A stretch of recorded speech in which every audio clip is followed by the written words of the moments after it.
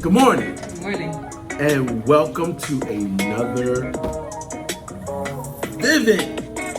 That's the best word I can come up with right It's now. an extraordinary word. Extraordinary episode of Building Brilliance Book Club. I am your host, Brian Wilson. I have with me Nevada Hill. and we are here discussing Psycho-Cybernetics. Yeah. For those that are interested, the book club meets every Tuesday between 8 and 9. You can find the previous books that we've read on the book club app under Shire Book Club. If you're also interested in participating, you'll be able to see some of the previous books that we have read. Join in on the conversation, and we look forward to this very interesting conversation this morning. So, Javada, Yeah. I always want to start with you. Well, I want to start with you. Because learning everything about you this morning, like, who are you really? Like, we play so many roles inside of our lives, and each role requires a different mindset, requires a different identity.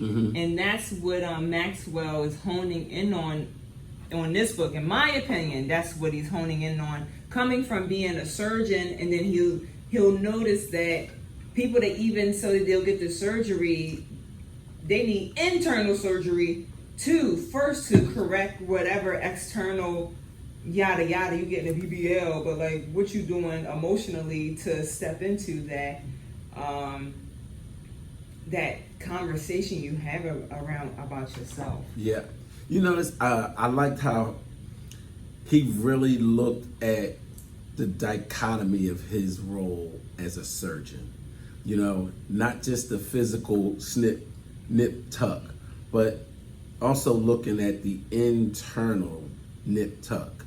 We do that same thing in our roles as realtors. I mean, we will sit down with a client and they'll give us the nuts and bolts of the sticks and bricks. But then there's the backstory behind it, which is the why. Why is this move important to you right now? And they sometimes mask that. They don't really want to share with you what the real purpose is, the driver behind what it is they're trying to do. And we have to become psychologists in order to, and excavationists sculptors in order to unearth that hidden meaning and drive to help them to get there. That's so powerful, because we remind ourselves that we wear a mask wherever that was from. Like everyone has their own mask, they have their own layers that they project inside of the world for self-protection. You have the armor for Brene Brown of vulnerability, now when I'm coming to you and I'm having that buyer's consultation, and I just need to get to the root. Yes. Because I don't need to be dealing with the branches and all the shape. The leaves. Yeah. Let's trim some shit out. Let's just go to the root. So let's just get to the heart of the matter. Yes. That takes away, 10, 15, 20 minutes of easy talking, yes. At but the sometimes heart of they it. need that. Sometimes you need that, and then sometimes it's like, are you just talking to be heard? Yes. But then we go to the book, The Intention of Listening. Yes, listening with intention. Listening with intention. And my intention is to see you behind the mask. Love and light behind the mask, and then to see you as your highest form. So if the next step is your highest form is a homeowner, okay, and then next is you own multiple investment properties. Like, I'm supposed to see you how you want to be seen in the future. It takes something, and I need to know what's behind the mask to be able to reflect that mirror effect. Yes. Which one was that? Law something. It might be like Law 22. What was that from? 48 Powers of... Yes. 48 Powers of Law. Yes. Law, I think it's 22, that you have to mirror the person, and then it takes down their guard. Because it's like, we're one. Yes. That was huge because Maxwell helped me to identify this within myself first. And I think everything starts with us first. So if I'm able to spot and identify my own internal motivation and my own internal drive, it gives me clear insight into being able to spot those parts or points within my client. You know, those things that I want to help them to adorn. I think that he said, like, if you had the thought, then it already exists. It already exists somewhere, and then you have to see that vision for yourself. And like this weekend, I looked at some of my notes from prior classes and seminars and books, and I'm like, oh, I've been asking for the same sales goal for a couple of years now. Like, you know, not that like you didn't achieve it, but right, like, but today. Okay, so, and earlier, like listening to your story of like producer and your music background and you know who you are, and it's just like, yeah. What's there for me is like, we have so much technology now. Like I put my affirmations and I recorded it on my phone, and now I'm like listening to it on my drive in, and I'm like, how can I loop this? Because I look at Maxwell and I was like, he was a surgeon in 1890. Like they had surgery back. Like, is that safe? But they wasn't even thinking about that at that moment, and he did whatever he had to do with inside of the technology that he had. And I'd be like, oh, he looking at us in 2024, like I would have been accomplished all of that stuff with all that stuff that you got now. Right. Yeah. But like Brene, have compassion, have empathy, because you're about to be making yourself wrong. But you know, even in Brene, being able to be vulnerable and look at the vulnerable pieces of why you haven't gotten to where you wanted to be. What really is the root cause of preventing you from just being? I think it's like, I'm gonna say fear, which is not real, but it's like this passage is like, we are afraid to shine our light or something. We are afraid of how magnanimous that we actually are. Forget who it is, but it's a whole like, you're afraid of how powerful you are. You really are. Yeah. And I mean, getting down to the root of that was poignant, not just in Brene. I know I keep going back to her, and we're not even on her book, but it was so compelling in Maxwell, in being able to truly look at myself through the fear, through the vulnerability, sitting down and writing out some of the things that I delve into in my own self. I heard like lean in a couple times, like lean into the person that you are afraid to be, lean into the disempowering contexts that circle your life. Like I noticed this morning, like I didn't come out the house yesterday. I didn't really engage with people. And then today I'm getting ready, and I like conversations that started to come up, and like old patterns, and like not just the Bible. You got to kill the old man. You got to kill the old way of being. And when I come into the city, I noticed like a stronghold a little bit coming into the city, coming into the office. And I finished it this morning, so I was like, I paused it at forgiveness, because I was like, oh, he's reiterating this point, you know, and why are you not necessarily letting go? What are you getting from not forgiving? You get something, you get like a, you know? Let me hold on to this anger just a little bit longer. Let me hold on just a little bit longer. You get a payoff, you get like energy from it, and then you gotta transmute that energy and come up the conscious map, power versus force. Right. You gotta come up that scale of what was the word? Scale of, I think it's the vibration. Yeah. Right. You want to vibrate at a higher level. You gotta let that fire from the root release, so you can come. So you can come up. Come into being fully authentic you. Yeah. Who you really are at the core. Beyond all the BS and beyond the story and beyond your barriers and your self-inflicted barriers and walls, the glass ceiling that you created. Beyond all of that, who are you really? You know what I mean? Yeah. Who am I really? Those were very poignant in going through these exercises with him. I like the fact that he didn't summarize each chapter and let the reader summarize the chapters for themselves. Like, what did you really get out of this chapter? So I wasn't just reading for the sake of words. You know, I had to go, oh, you really want to know what I thought? Like, for real. Oh, yes. He'll say pause it and then relook at your own life like it was a therapy session. How can you reflect? Yes. That's why I kept asking that stupid question. This is not a stupid question. Of when would we have gotten this book? And you really listened. Like, you was like, the book told me to pause, so I paused it. I just stopped. Yeah. I said, stop right here. But back to when would we have ever gotten this book? When would we have ever, like, honestly, this book would have really had to have been introduced to us or me by just someone who felt as though it was time for me to get it. You know? The someone is you, right? Yes, because I ordered this book. So sometimes, like, in reality,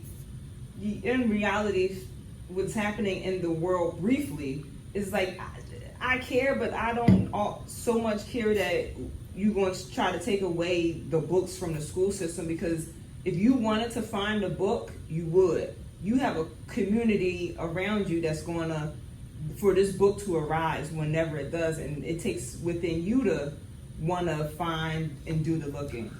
Yeah, I think about the hidden messages in water, and now that I'm like 40 something days into no alcohol. Yeah, I've increased my water intake, so now I got this different relationship with water. I'm like really happy about that. So I got this whole different relationship now with water, and now I think about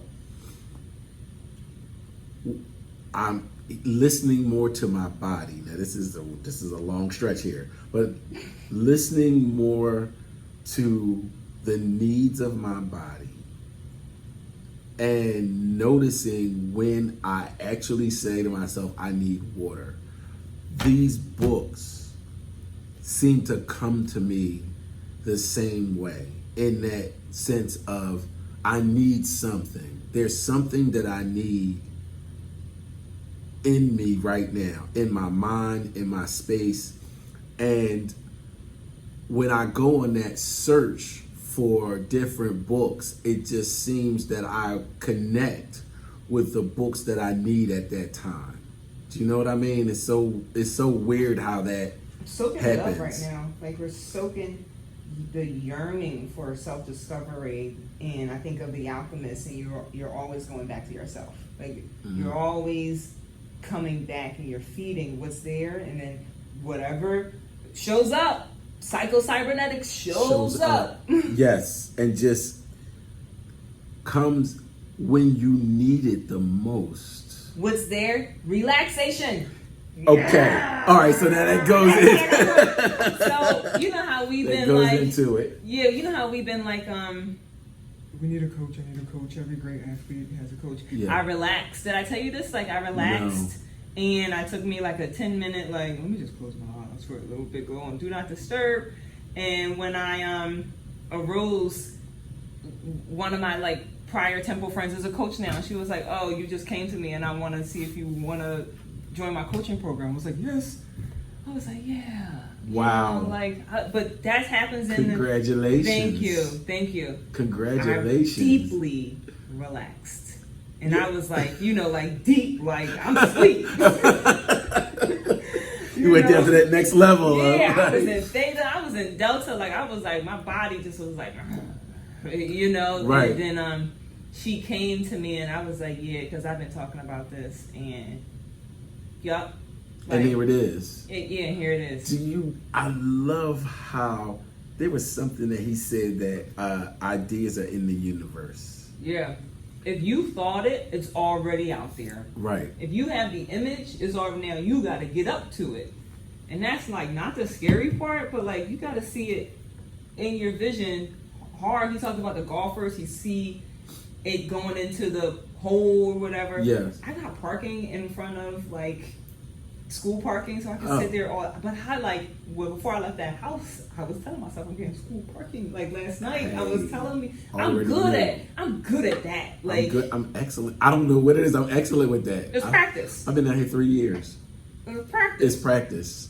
But yes. then where else can I take this practice and this confidence? Like I'm going to get school parking. Right. Like, It's just going to be. Yeah. Right. Where else can I put this in my business? And then sometimes I look at the sales goals and it's like I've been asking for the same thing everything. I have influence. I don't have control. Mm-hmm. And sometimes I struggle with the differences. I struggle with it. Then I gotta let go. You gotta surrender.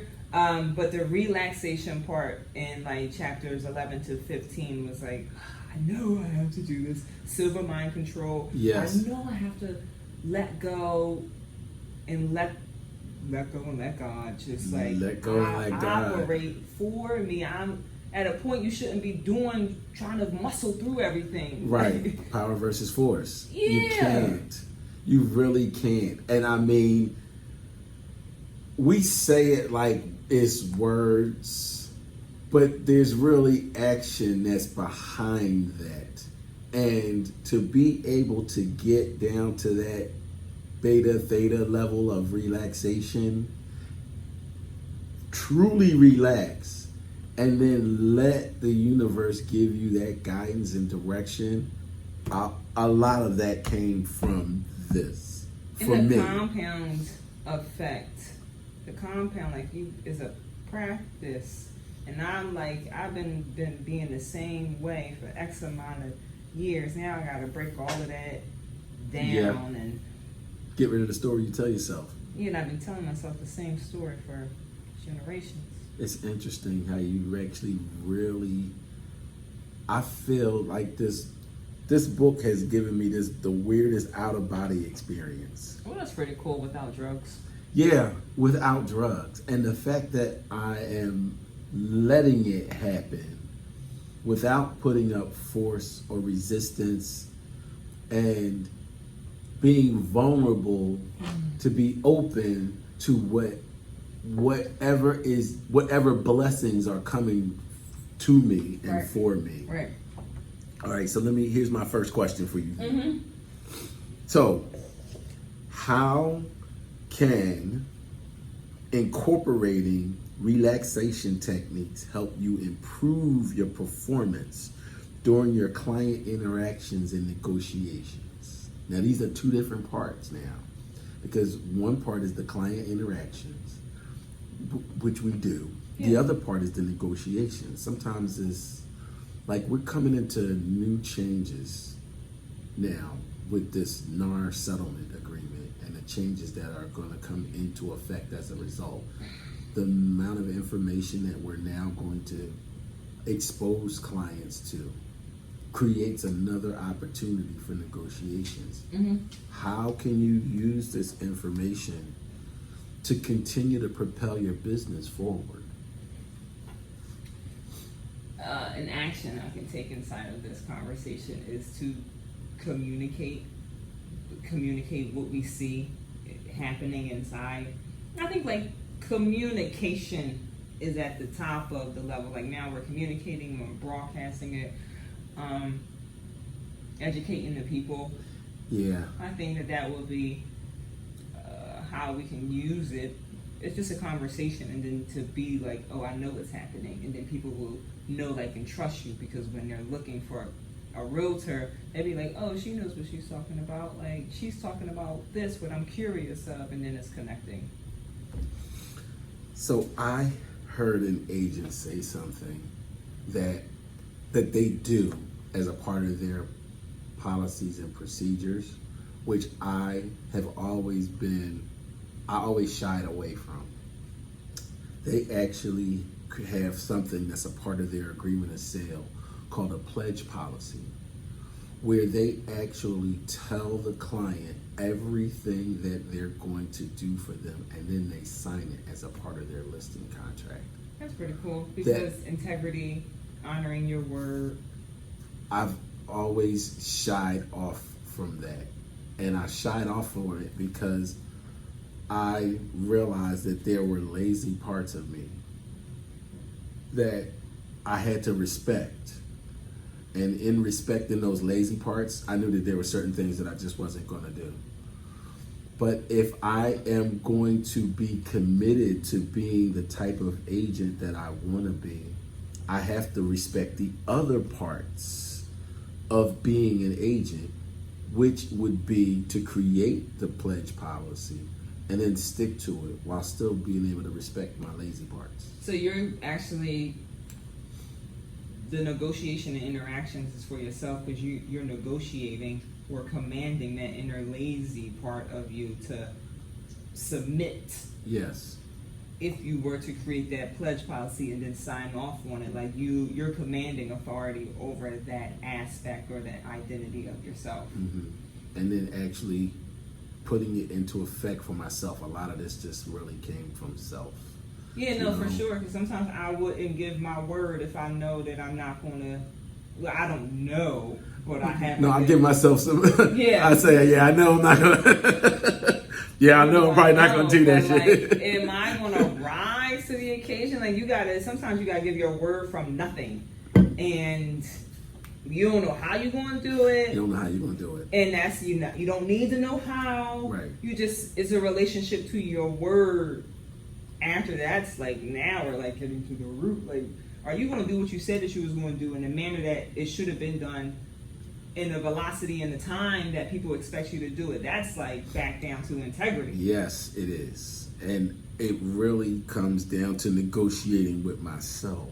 So when you said, like, you sent the framework last night, which is fine for me, I wanted to do it Friday, which is give yourself grace. So how are you going to implement that word? I got to create a structure. Now I might have to put it in existence inside of my calendar, so now I can fulfill on my word. But if it doesn't exist anywhere, like it's just a thought, like I need a calendar, I need an alert. Right. Atomic habits. Yeah. Atomic habits. My Friday was already blocked for a breakout. So I blocked out 3 hours of my Friday for a breakout. Within that 3 hours, I can incorporate creating my agenda. But now it's easy because I already got a framework. I got a blueprint. Yeah. So now I can just edit and update the blueprint. So now instead of taking 3 days to create this, because you created the foundation, which is so nice. You was like honed in on foundation. You were like, look how they built this, and the beams and the stills when they be building the building. Yeah. I love that. I love know. that shit. It's my shit. I played around with Google AdSense, and I haven't played with that in a few years. And I looked at it, and I was like, oh, this user face is intense. I gotta do all this other stuff. And I gave it a beat. Like, I was like, oh, okay, I'm gonna come back. And then I told somebody, which is, if you tell somebody you're gonna do something, now I gotta do it. That's why I'm even trying to tell you, because you remember you said, yes. I don't need that. But I told you, yeah. and Yes. Yeah. So now every time I see you, I'm like, yeah, I remember I told her, and she remembers. Yes. Yes. But it's out of integrity if we don't kind of bring it up and then hold you to your word, because I see you in your highest light. Like, that's our job, our responsibility for each other. Long story short, I got the AdSense. Like, I clicked the button. I was like, active. It took me like three weeks to But you got it. Get it done. So cool. And the video from 2 weeks ago, I was like, you gotta get it done before you see Brian on Tuesday. Come on. That was my mindset on Friday. Like, I wouldn't allow myself to leave until I got it done. Yeah. And I sat there with it, and I was like, well, how do I do it? What is it supposed to look like? And I'm playing around with this in my mind. Like I even got my agenda for my team meeting together on Friday. So and now that's I said, nice, because at the root, when you get it, you cloud your head with all the stuff I gotta do, and then you end up getting it done. It creates freedom and power within inside yourself. so Like, free. Then I could go to the supermarket and hang out. And wait, I changed my supermarket experience. How? Uh, Visualize people not talking to you? No, that's not going to happen. My popularity status is ridiculous. Yeah, man. Now I go on Saturday morning Okay. instead of Friday afternoon. Right. Even though I really like going to the supermarket on Friday, because I want all the food in the house for Saturday morning so I can get to choose what I want to eat. So that was just me. I said, okay, let's change this around. Let's go early Saturday morning. Right. Saturday morning was the best experience. Like, nobody was in there. It's like a handful of people. So now that cut down on the number of people that actually had to talk to me and ask me stuff. I was like, this is a beautiful experience. And I had my list together, so I knew everything that I was going to get. I stayed within my budget. I was like below my budget. I got my gas. I got the gas. And I got more money off on the gas than I normally get. Yeah. That's a win. I was in on there on Saturday, and I don't hate to say it, but then if I say it, then it's going to happen. One day we're going to run into each other at the supermarket. I know we are. Yeah, I know, I was right? waiting for that. I be waiting for that. I'm like, get your father's somewhere. I know she's in the supermarket. There I am. The baby cart, you know. All right, here we go. How can the self-hypnosis and mental rehearsal techniques integrated into your daily routine help you stay composed and effective during property showings and client meetings? I do the visual work before I even see the client, and during, from the charisma myth. You see angel wings behind people, like, don't see their face and all that stuff. See the light within inside of them, and it helps me like talk to that. Okay. See them with angel wings. So I mentally rehearse, oh, they're going to sign this contract before I leave. So if I know that, what actions am I going to take? I'm not shaming older people, but older people like the paperwork. Yes. You know. Love the paperwork. So I'm printing out the paperwork. Right. You know. So doing that, if I see, like, if I'm projecting, I'm going to get this listing signed today, what actions can I plan your work your plan? What actions can I take inside of that? This is how I'm going to prepare for the day. And seeing it through to the end. And seeing it through to the end. And when 4-day laws of power, seeing it through to the end is one thing. All of this stuff is seeing it through the end. I used to be someone that, like, I guess it doesn't matter the time frame. I'll be like, the end is the end of the year. The end could be the end of the day. Right. Too, Jay. Right. Like. Right. You can control that. What did you say? Time is an abstract? Yeah, you know what came to me is 4-day laws of power. Law 48 is assume formlessness.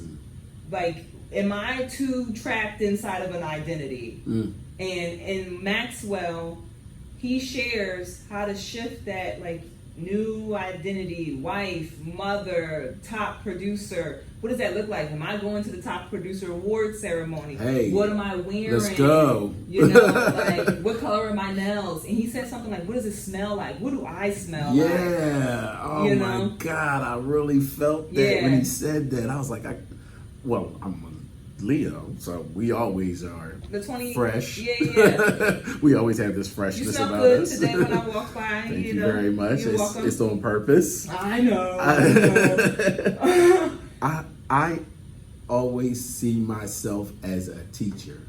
So I think I've always thought that teachers make the best real estate agents because they know how to create lesson plans and they know how to talk to children, which is something that I do. Well, I don't talk to my clients like children.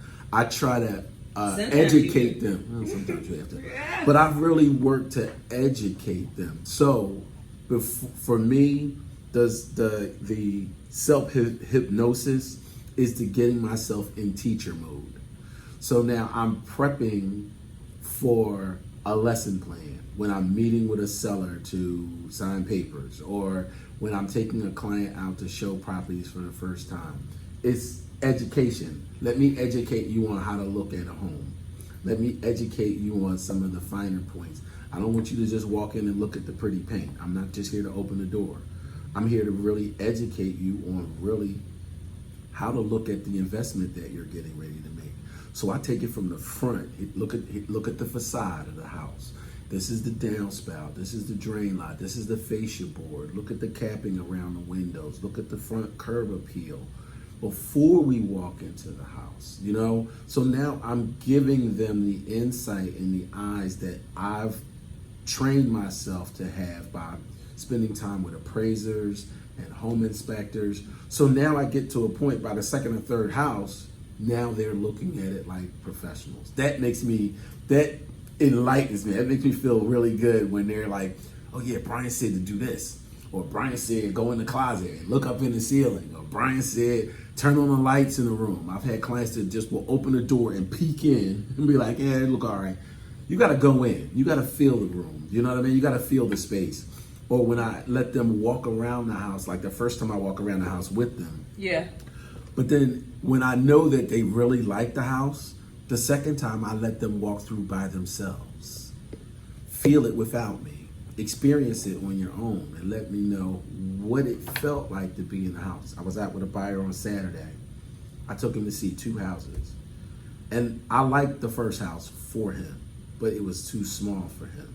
The second house he really liked, to the point that he was still talking about the second house after we left. Even though he sent me 6 other houses that he wanted to see, he was like, Brian, he said it felt like home.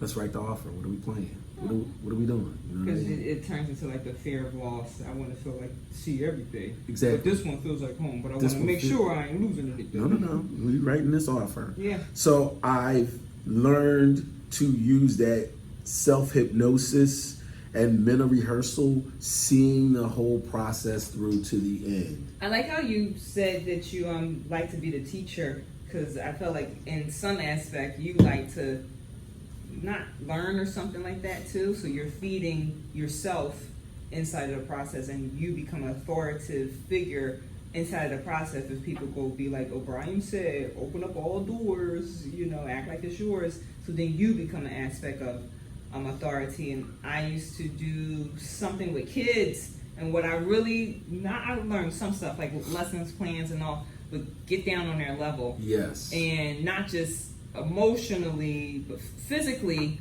I worked with like 3 or 4 or 5-year-olds. Mm-hmm. Get down on their level, so you're not hovering over people like you're a big strong man. And I had a client, she was like 5'5", she was small, and I got down, and she kind of like chuckled a little bit, but I need to be eye to eye with Right. her. I'm not trying to be like a strong person, because that might have something, that might do something to you. Right. That's different. That's interesting. I don't know. I've always used my stature. Your masculinity. Yes. And because I felt like my clients needed strong direction.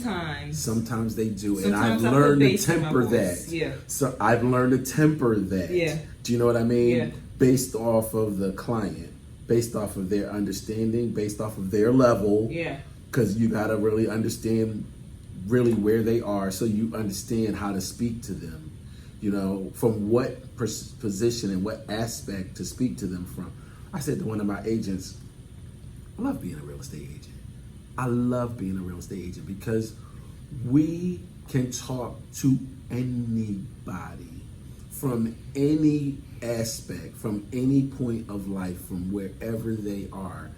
We have that uncanny ability to be able to see the child within them, hear where they are, hear the struggles and the challenges that they have, and then become the voice of guidance and direction to direct them out of the web of minutia that prevented them from doing whatever it is that they're trying to do. I got another question for you. Go for it. So, how can the strategies from reframing crisis as opportunities for growth and creativity assist you in navigating during such turbulent times. Okay, we're coming into turbulent times. The changes that are getting ready to be implemented by Bright, and the changes that are being implemented by NAR, and the changes that will be implemented by our office are going to be challenges and struggles for us. Getting them wrong means fines, violations. For some agents, these changes are going to be stressful. You know, for some agents, it might put them out of business. You know what I mean? Especially the ones that don't understand or don't have an active office guiding them through this process, you know? So, reframing the crisis, which is the NAR settlement, the opportunities that this creates for us, which is an opportunity to sharpen our skills, reposition ourselves with our clients, reintroduce ourselves with new clients. And the growth and creativity, how can it assist you in navigating during these turbulent times? So my thought is it turbulent, or am I labeling it turbulent? Does it have to be turbulent? Because it's something that is going to happen, and I'm not mad that it's happening. It's just what's so. It's just what's so. And I can make it mean anything. And I have the experience, which gives me peace, that is just something to go through. And inside of you asking the question, I heard like value, like how not we have, you gotta get the buyer's agency contract signed, so you have presenting your value from the gate and having it written down. That there were, to me, always fines present. Like there were always fines and penalties present if you didn't change the status of right. yours. It was always already there. Any way. So with these changes, I think of like Jim Crow, and like, sure, you changed the status, but how long did it really take for the world to change and to shift into the new ways of being? It didn't just happen when you signed the bill. Like, right. It's still, we wasn't free on 1776, you know? We were like, it took another decade for century for things to actually shift. I'm not saying just for, you know, the culture is shifting, which is okay, but like, I don't really think it's going to be turbulent. But am I being nonchalant or like absent-minded or just conditioning myself? We're just going to step into it. And last night I was thankful for our company and our management and our authority, that she is like, they are keeping us abreast. They are doing a really good job of like educating. It's our responsibility to show up and to learn and be present for it. And just be present for it no matter what. Like, okay, it's just something to experience while we're on this planet, spinning around in outer space with 8 billion other people. Like, it's just something to experience in this moment. So for me, I think Leaf would be proud of me.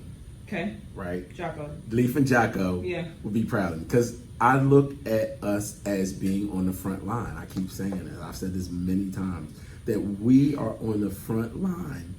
His shots only. Yes. But we're on the front line of change, because our job is to not only overstand the changes, overstand the orders and commands that are coming down from corporate top head, but then being able to actually go out and execute it. So now my role changes for my agents, because now I want to arm them With the best armor possible. With the best freaking armor. I want them to have the best equipment possible to be able to weather these changes that are coming. And turbulence is a mindset. It doesn't have to be turbulence. Its obstacle is the way. There's calm in the center of the storm. Right. So let's just lean into it. Don't you love how she comes in No. out of nowhere? Just comes in out of nowhere. And get comfortable with the things that are coming, you know? And sit down like the relaxation technique and see yourself. I'm going to be okay with having this buyer consultation. I'm going to be okay. The client is going to joyfully want to sign those papers with like, me. They're going to be joyful. And if they ask me any questions, it's for my benefit. Mm-hmm. And I have the armor. I'm armed with the information to give them good counsel, good instruction, good direction, valuable, knowledgeable information. Think and Grow Rich with Henry Ford. And he had like a high school, middle school education. And he was like, oh, why do I need to know everything? Why do I need to know everything? I have a team. I have a team that if I don't know, I'm going to go to my leader. If I don't know, I'm going to go to somebody else. Right. And somebody else got the answer. You don't understand the power I represent. You see me, but there's a force around me that's here to help you, help me help you. Right. Beautiful. Okay. Wait. Okay, so now we're at the time of book club where we compare and contrast the current book. So now I want to try something a little different, because before I would say compare and contrast, but now I really want to separate it out.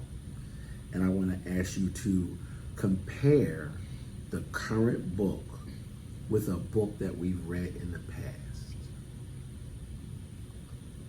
Lean In was Sandberg. Sandy Sandberg. Yes. Sandberg! Yeah. You know, Lean In, like I've been hearing that lately, and I'll be like, you know, like you got to lean into who you told yourself that you're not going to be, lean into the self-imagery.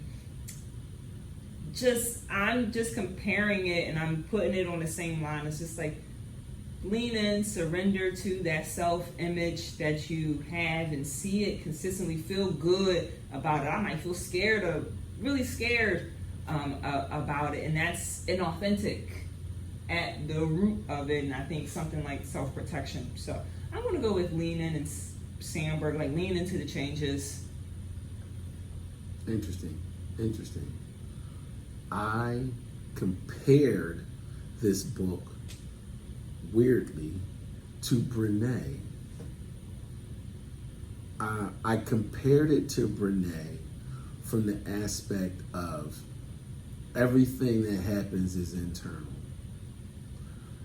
Even the analysis of myself and being able to be vulnerable with those pieces of me that prevented me from delving deeper into this book.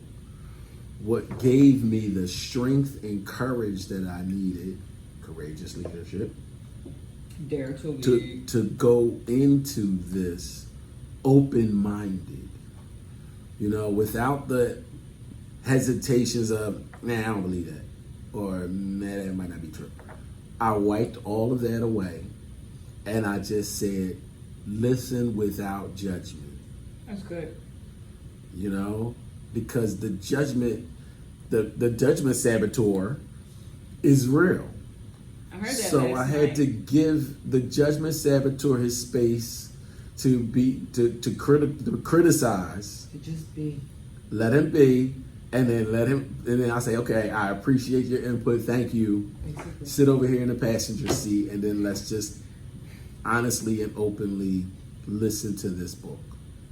So that was my compare. Okay, so now here's the next part of the question. Contrast this book to one that we read in the past. Homegoing, yeah. Okay. Homegoing. Go. Homegoing. Contrast? Homegoing came to me, and I was like, yeah, that one. Dead air. Oh man, I'm combating my own inner thoughts, right, and having internal dialogue.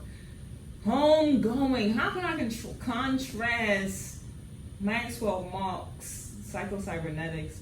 Because when they went through homegoing, the black experience,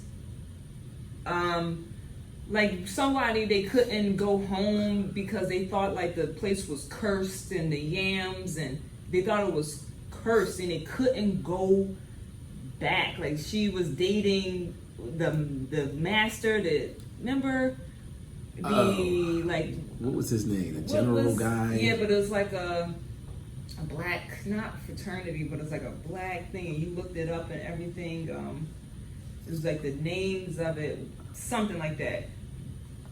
In their culture, you couldn't, like, she was dating the guy, but he had another wife, and oh, right, I remember that. like, right, like she wasn't they weren't on the same footing or the same level. Yeah, and she couldn't go back home. She couldn't, like, they didn't accept her because they thought that she was cursed or something. So then she took the baby to, like, the orphanage and Christianity and something like, wow, she made that. That's deep how you made that connection. Like, she couldn't go, her family didn't accept her for whatever reason. And then I'm fearful that I'm mixing books. That's what's also there for me. But when they got on the boats and they got to underground and they was all peeing on each other in the dungeon, you couldn't go back home. Yeah, it was. How do you go back to yourself? And this, and Maxwell Maltz, he's like the imagery, and like, not that they don't feel like they got control over how am I going to get out of this? You know, yeah. They couldn't go. Deep. They couldn't go back. That's deep how you brought those two together. This is why I love talking to you. Okay, so here's my contrast. My contrast was Think and Grow Rich. Think and Grow Rich focused on just money, using your mind to think your way to riches. Psycho-Cybernetics got me to believe and understand and realize that I'm more than just money. I'm able to resonate at a higher level because I'm able to go deeper into understanding who I truly am. You know, mastering self-imagery is bigger than just focusing and thinking about money. That's good. That's good, because we tell our clients that it's never about the house. It's about who you become. And like, you have a purpose for money, and the purpose behind that, what's your why? So I can be generous, self-expressive, right? Impact the world, and through, if I'm serving other people, service, then it will automatically come back to me through that even exchange of encouragement, appreciation. So that's really I felt something. I was moved by that Think and Grow Rich, because it kind of makes it seem like your definite chief aim, how much you want to receive by X amount of date, and then it also says, what are you going to give? What are you going to give in exchange? And what are you going? And then it's not the money you're going to give it; it's a feeling that you are courageous and a leadership. Like, that's what you gave. That's what you always wanted to give. So now, here we are at the end of this book. Summarize it for me, from your perspective. How to combine a feeling that you want to receive in the future with something that happened in the past, and feel what you want to feel. If you receive that goal, how would you feel now? In this present moment, I would feel generous, I would feel appreciated, I would feel encouraged, and then live inside of those dynamics. I don't know how to say it any better than you just said it, because looking at some of my past accomplishments, really analyzing them, reliving them, feeling the joy and excitement that existed at that moment, and then using that to propel me forward in anything I do has been astonishingly amazing. You know, I go into new situations now giddy because I can almost see the outcome. I've predicted it in my mind, and being able to stay in that realm of excitement and happiness fuels my energy. So whatever nuggets of challenges that may come through, I'm able to truly, I look at them now like, remember when Neo in the Matrix was when he was at the end, when he was in the hallway with the bad guys, and now he could see them as numbers? That's how I see problems now, as like zeros and ones now. Like, okay, got it. Changed my perception of everything. Now, instead of this albatross of, oh my God, here we go with this. Now it's, okay, got it. I see it. I identify it. I respect that you're here. And then here's how we're going to handle and address it. He consumed the agent. He went inside of. He jumped inside of them. That was more than lean in. He jumped in. Is him. And on the first one and the Revelations, he consumed the agent. And then he broke free inside of that. And the agent is our dark passenger. I love, that. He was just like, oh man, this is so simple. And the agent was he was like combating them, like trying to like really like he was break really the trying. Like he was like, what? He was really trying. Brene Brown, joy, like you said, giddy with joy, being your highest self. You can't be your highest self unless you are rich. Like Wallace, maybe something like to express your highest level. It's something like richness, and then giddy with joy. And I think Brene said the most vulnerable thing that you can be is joyful, because I think that people will be like, why are you so happy? Like they be trying to like take my joy down in my soul. I will loan you some. Yeah. You Here's a cup full. Yeah, you could be generous, and like what you said, it's never about the money. The money is just a thing, and we make it so significant. We make it so significant. It's just a thing that we all agree upon, and you got this, and now you got more than me. I'm not worth more as you. Yeah, it's all just a conversation that we make significant. But behind that, I can support my cause. I can put money, in a scholarship. I could, build something. Right. I'm loving this. So now, you ready for the next book? Yes. Okay. So, with the culmination of the last couple of books that we've read, Psycho-Cybernetics, Brene Brown, Grit, I want to refocus our thought back into real estate, and then analyze this next book from the history of the 3 books that we just came out of. Okay. I want to read a book called Sold. Okay.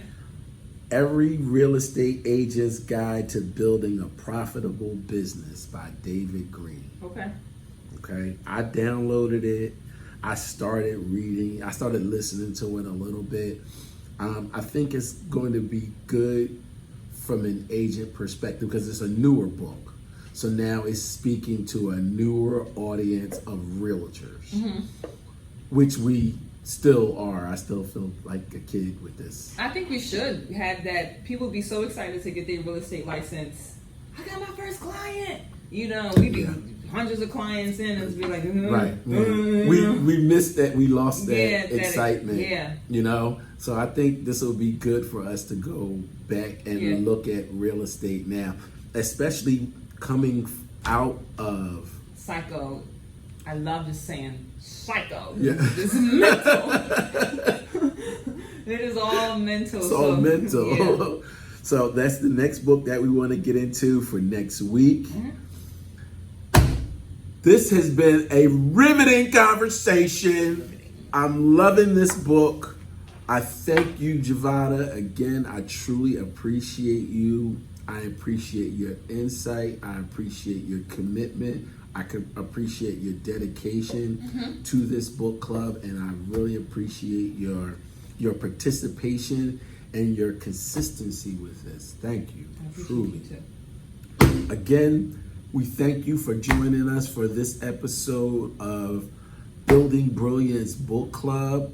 I am Brian Wilson. Javada Hill. We will see you next week. If you are interested, again, in joining the book club, you can see past books that we've read. Download the book club app. We're under the Shire Book Club, and you'll see all of the books that we've read. You'll be kept abreast of upcoming meetings for the next book. Join the conversation. We're on Clubhouse under Building Brilliance Book Club. Find us on Facebook under Building Brilliance Book Club, the podcast. Other than that, Javada, you have any closing words for the day? No, thank you. Thank you very much. Have a great day.